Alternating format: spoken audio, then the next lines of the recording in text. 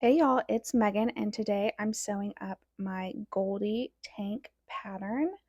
I am doing the low back dress with the shelf bra and thick binding. If you want to see the other videos that go along with this pattern, then I will link them down below. I'm sewing up the adult version, but the youth version is sewn the same, just without the shelf bra. After you cut your pieces, you do want to go ahead and prep your binding pieces. Can choose thin or thick binding. This is the thick binding here. And you're going to press that piece in half wrong sides together to find a center crease. And then take each edge and press it toward that center crease line, and then you will press it one more time to enclose those edges, and you will do that on the neckline and the arm side pieces. You will want to, after you press, to go ahead and measure or compare your binding pieces to your pattern pieces or the cut chart to make sure that they didn't stretch out. Then you're going to place your front and back pieces right sides together, and you are going to stitch them with a 1/2 inch seam allowance, both at the shoulder seam and along the side seam. And you're going to do this on your main pieces, and if you're adding your shelf bra, then to the shelf bra pieces as well. If your fabric doesn't have a lot of recovery, or it's a little bit lighter weight and has more vertical stretch and tends to grow like a bamboo or a modal, then you may want to add some clear elastic to the shoulder seam to help give it some stability. Or if you're making it as a workout top, then I would also go ahead and add some elastic there. After you get the shoulders and the side seams sewn, if you want, you can try it on quickly to see if you need to adjust anything. It's easiest to adjust the strap length, or if you want it a little bit tighter anywhere before you add the binding pieces. Again, if you're using something with a lot more vertical stretch or it doesn't have great recovery, then you may want to shorten up those straps and then shorten up the binding pieces as well. You can also base the pieces together first before stitching them to see if you need any adjustments. If you're doing the side seam slit, then you will sew the side seam from the top of the arm side to that side slit marking. And again, I will link the video down below on how to do those side seam slits.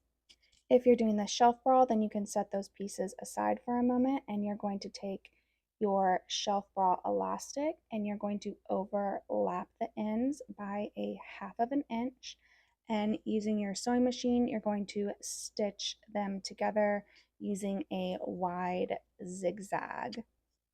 Then you're going to go ahead and quarter both the elastic and the bottom edge of the shelf bra. With the right sides and raw edges together, you're going to match the quarter points of the elastic to the quarter points on your shelf bra. And this should barely stretch to fit. It's already a tight garment, so the shelf bra elastic isn't super tight. You can always go ahead and try the elastic on, or just wrap a piece of elastic around your underbust, stretching it very, very slightly, and cut it so you can have the custom fit that you want. After you get these pinned together, you will take it to your sewing machine or serger and stitch the elastic to the shelf bra piece with a 1/4 inch seam allowance. I like to use my serger and just turn my knife off while I'm serging. Then I like to press the elastic away from the shelf bra and then go ahead and top stitch on the shelf bra side to hold that elastic in place. Then you're going to flip your main piece wrong side out, and you're going to have your shelf bra piece right side out, and you are going to put the shelf bra piece over the main piece, aligning all the raw edges and seams, and you are going to pin that shelf bra to the main piece. Now, I do like to take a few minutes to align this all nicely and make sure everything's fitting, especially if you're using two different fabric bases for the shelf bra and the main piece. Then you really want to take your time so they all match up and you don't have any bunching or gathering in any places. Once you have it aligned nicely, then you are going to just baste them together around the neckline and also the arm size to hold it in place. And then you're just going to press that shelf bra piece toward the wrong side of the dress. And we are just going to treat this now as one piece. And this is what it should look like. You can go ahead and set this aside while we work on our neckline piece. So you're going to take your neckline binding and you're going to unfold it, make sure it's not twisted, and you're going to put them right sides together. And you're going to stitch that short end together with a 1/2 inch seam allowance so it forms a loop. Then you're going to go ahead and quarter your binding piece, and you're also going to quarter your neckline.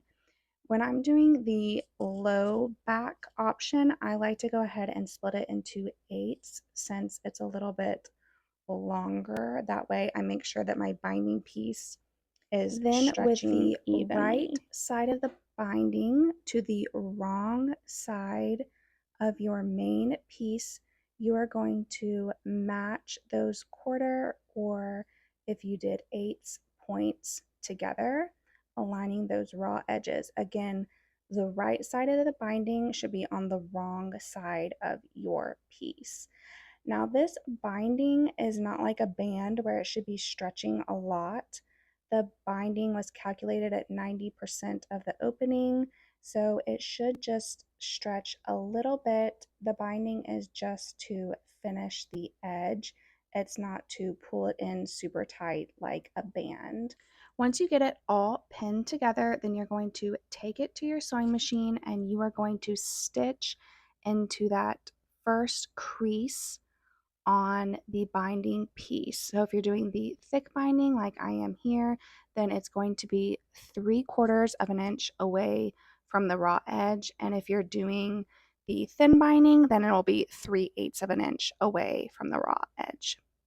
You do want to use your sewing machine here, so you can use a zigzag, which is what I'm using here, or you can use a longer triple stitch, or you even may be able to get away with a longer straight stitch, but you don't want to cut any of this seam off because your neckline is going to finish a lot wider and lower if you do that.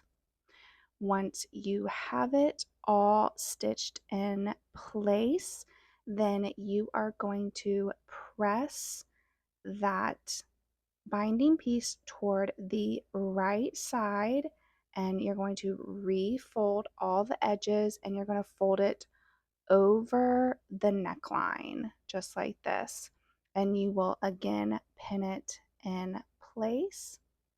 If again you're using an athletic knit or a fabric that doesn't have great recovery, you could go ahead and add some clear elastic inside of this binding to give it a little bit of stability.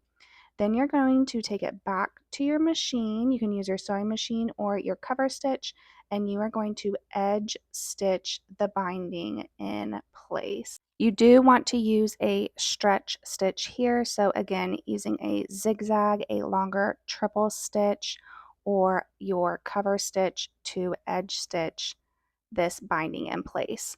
Once you have it all stitched nicely, then go ahead and take it to your iron and give it a really nice press with some steam.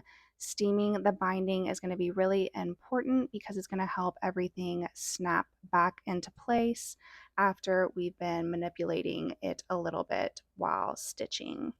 This is what the neckline should look like. Now we're going to repeat that process of stitching the binding piece together in a loop and then finding its quarter points and attaching it to each arm side.